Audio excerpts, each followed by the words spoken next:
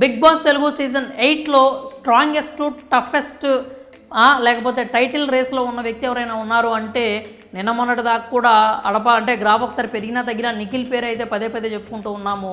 కానీ తాజా నామినేషన్స్ చూసుకున్నట్లయితే నిఖిల్ 100% ఫెయిల్ అవుతున్నాడు అని అనిపిస్తుంది అనమాట. అది సంచాలకుగానే కాదు, హౌస్మేట్గా కూడా అతను ఫెయిల్ అవుతున్నాడేమో అనేటువంటి ఒక భావన అయితే కలుగుతుందన్నమాట. ఫిజికల్ టాస్కుల్లో నిఖిల్ని కొట్టే వాళ్ళు హౌస్లో లేరు.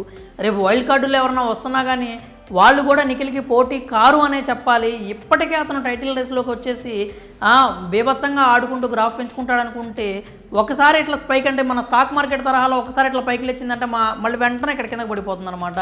మరి నిఖిల్ ఆట నిఖిల్కి ఎందుకు అర్థం కావట్లేదు అంటే నిన్న కానీ మొన్న కానీ చూసుకున్నట్లయితే నిఖిల్ సోనియా మాయలోంచి బయటకు వచ్చేస్తున్నాడు, బాగా ఆడుతున్నాడు అనుకుంటుంటే మళ్ళీ అదే చట్టంలో ఇరుక్కుంటున్నట్టుగా కనిపిస్తుంది అనమాట. అంటే మేము గ్రూప్ గేమ్ కాదు, మేము ఆమె గుప్పెట్లో లేను అని చెప్పుకోవడానికి ఏదో చిన్న ఇండికేషన్స్ ఆడియన్స్కి ఇవ్వడానికి ట్రై చేస్తున్నాడేమో అనిపించింది. నైనికాని సేవ్ చేయడం కూడా కొంచెం కవరప్ లాగే అనిపించింది అనమాట. మనం ఏదైతే గతంలో చేసిన తప్పుల్ని కప్పిపుచ్చుకోవడానికి చేస్తూ ఉంటాం కదా. అంటే రెడ్ ఎగ్ సోనియాకి ఇచ్చినప్పుడు ఎంత నెగిటివిటీ వచ్చిందో మనం చూసాము. స్ట్రాంగ్ ప్లేయర్ సీత అయితే సోనియాకి ఎందుకు ఇచ్చామని నాగార్జున గారు ముఖం మీద అడిగేశారు. అక్కడ నిఖిల్ దగ్గర అయితే ఆన్సర్ లేదు. అలాగే ఇప్పుడు కనుక సోనియాని సేవ్ చేస్తున్నట్లయితే అది ఇంకా డబల్ అవుతుంది కాబట్టి నైనికాని సేవ్ చేసినట్లుగా అనిపించింది అనమాట. నైనికా విషయంలో చెప్పిన పాయింట్స్ నాకు నచ్చలేదని చెప్పాడు. అంతవరకు బాగానే ఉంది, నైనికాని సేవ్ చేయడం కూడా మంచిదనే చెప్పాలి, బాగానే ఉంది. కానీ ఇంకా సోనియా గుప్పెట్లోనే ఉన్నాడు అనడానికి ప్రధానంగా మనం చెప్పుకునేది ఏంటంటే ఇప్పుడు అభయ్ చీఫ్గా లేడు, వాళ్ళ క్లాన్ అంతా డిజాల్వ్ అయిపోయింది. అంటే వాళ్ళకి ఎవరో చీఫ్ లేరు కాబట్టి వాళ్ళ క్లాన్ సంగతి వదిలేద్దాం. వాళ్ళు ఎలా బిహేవ్ చేసినా ఎలా మాట్లాడినా కానీ ఎవరికి రెస్పాన్సిబుల్ కాదు వాళ్ళు, అంటే ఎవరికి అకౌంటబిలిటీ లేదు అక్కడ. కానీ నిఖిల్ ఉన్నాడు కదా చీఫ్గానే, నిఖిల్ ఇంకా చీఫ్గానే ఉన్నాడు. అతనికి ఒక క్లాన్ ఉంది, అతని అండర్లోనే ఆ క్లాన్ అనేది నడుస్తూ ఉంది. మరి నామినేషన్స్ జరుగుతున్నప్పుడు నబీల్ పృథ్వీతో మాట్లాడుతుంటే సోనియా మధ్యలోకి వచ్చి ఇంటరప్ట్ చేయడం దేనికి?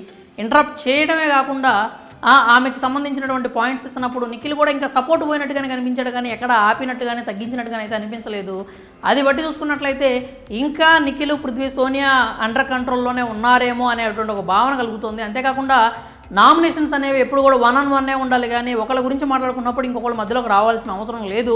సోనియా మాత్రం తను మాట్లాడేటప్పుడు నేను చెప్పింది నువ్వు వినాలి అంటుంది, కానీ తాను మాత్రం ఎవరు నామినేషన్స్లోకైనా దూరిపోతుంది. అసలు ఫస్ట్ వీక్లో అయితే చీఫ్నే నీకు సంబంధం లేదు, నువ్వు నామినేషన్స్లో రావడానికి, నువ్వు జడ్జివి కాదు, నువ్వేమి మధ్యలోకి వచ్చి మాట్లాడేసి నన్ను నోరు ముయించడానికి అని చెప్పి నిఖిల్నే మాట్లాడింది. కానీ ఈవిడ మాత్రం పృథ్వీ నవీల్ మాట్లాడుకుంటే మధ్యలోకి దూరేసి ఏవైతే ఆగమాగం చేయడానికి అయితే ట్రై చేస్తూ ఉందన్నమాట. అయితే అక్కడ నిఖిల్ ఎలా ఫెయిల్ అయ్యాడంటే చీఫ్గా సోనియాని కంట్రోల్ చేయడంలో నిఖిల్ పర్ఫెక్ట్గా ఫెయిల్ అయిపోయాడు, దాంట్లో ఎలాంటి సందేహం లేదు.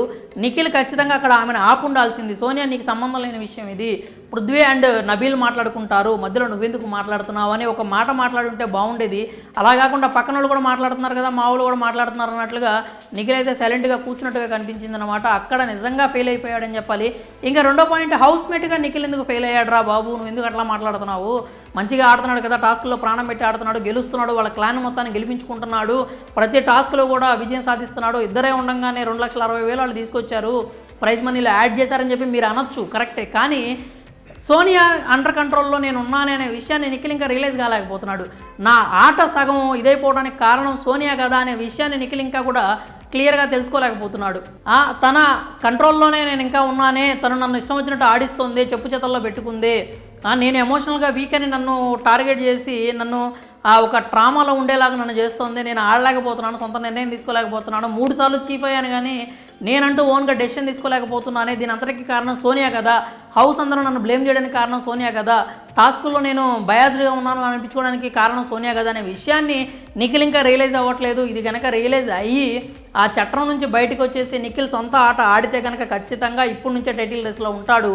ఎవరు వచ్చినా కానీ నిఖిల్ని ఏ విషయంలో కూడా కొట్టలేరన్నమాట. కానీ తన ఆర్గ్యుమెంటల్ స్కిల్స్ కావచ్చు, తన స్ట్రాటజీస్ కావచ్చు, మైండ్ గేమ్ కావచ్చు, మంచితనం కావచ్చు, ఇవన్నీ కూడా సోనియా అనేటువంటి ఒక దాంట్లో కవర్ అయిపోయి ఉన్నాయన్నమాట. ఆ బబుల్లో ఉండిపోయాడు. ఆ బబుల్లోంచి బయటకు వస్తే చాలా బాగుంటుంది.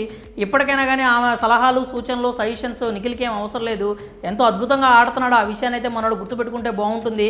నిన్న ఎపిసోడ్ చూసిన తర్వాత మాత్రం నిఖిల్ ఖచ్చితంగా కూడా చీఫ్గా ఫెయిల్ అయ్యాడనే అభిప్రాయం అయితే నాకు స్వతహాగా కలిగింది. అలాగే హౌస్మేట్గా కూడా నిఖిల్ ఫెయిల్ అవుతున్నాడు అనే అభిప్రాయం కలుగుతోంది. దీని కనుక మార్చుకోకపోతుంటే రేపు వైల్డ్ కార్డులు వచ్చిన తర్వాత నిఖిల్ ఆట మనకి కనిపించకుండా పోయే పరిస్థితి కూడా ఉంటుంది. ఎందుకంటే వైల్డ్ కార్డులో ఉన్న వాళ్ళందరూ కూడా ఫుల్ ఆఫ్ ఎంటర్టైన్మెంట్ ఇచ్చేవాళ్ళే ఉన్నారు, ఆర్గ్యుమెంట్ కూడా ఎరగదీసే వాళ్ళు అయితే వస్తున్నారు. కాబట్టి ఆ పరంగా చూసుకున్నట్టయితే నిఖిల్ గ్రాఫ్ ఖచ్చితంగా డౌన్ అయిపోయే ప్రమాదం ఉంది. ఇప్పటికైనా తేరుకొని అరే అప్పుడే ఆ వల్ల బయటకు వస్తున్నాడు అనుకుంటే మళ్ళీ అదే వల్ల ఇరుక్కుంటూ ఉన్నట్టుగా కనిపిస్తోంది అనమాట. నిఖిల్ తెలుసుకొని బయటకు వస్తే బాగుంటుంది. కాబట్టి చీఫ్గా అంటే ఇంకా మరి సీత గెలిచింది చీఫ్గా అని చెప్పి అంటున్నారు. మరి అది నిఖిల్గా లేకపోతే అభయ్ ప్లేస్లో వచ్చింది అనే విషయం అయితే క్లారిటీ రావాల్సి ఉంది. కాబట్టి నిఖిల్ మాత్రం తన ఆట మీద ఫోకస్ పెట్టుకుంటే బాగుంటుంది. నిఖిల్ నిజంగానే చీఫ్గా ఫెయిల్ అయ్యాడా లేకపోతే హౌస్మేట్గా కూడా ఫెయిల్ అయ్యాడని మీకు కూడా అనిపిస్తే కనుక మీ అభిప్రాయాలను అయితే కామెంట్స్ రూపంలో తెలియజేయండి.